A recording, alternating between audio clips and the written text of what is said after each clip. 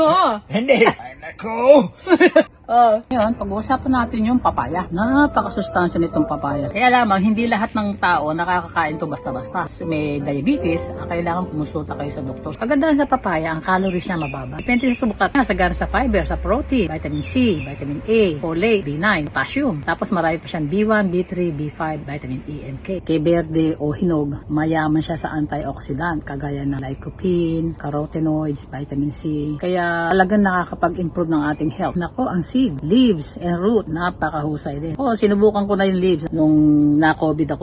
Buto na yan. Nandyan lahat ang antioxidants. Either nakainin natin o itanim natin. O sa mga nai-inlove dyan. Joke. Napakahusay nito sa cardiovascular, ha? At sa ating cholesterol, lalo na ng ating HDL level. Kung kayo ay mga may problema sa pagdumi, nako, the best to. Mga may problema sa collagen dyan. Ang papaya, kakatulong to sa pag-improve ng pag-produce ng collagen. Nakakapagpaboost pa ito ng ating immunity. Yung mga sumasakit ang mga buto dyan. At yung mga nagbasakit ang puson, ito, the best.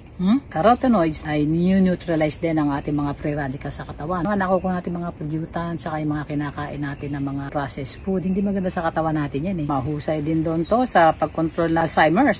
Tapos anti-cancer pa siya. Padelay din daw ito ng aging. Kain palagi, talagang gaganda ka. Kaya saan ka pa? Punta na ng palengke at bumili na ng papaya.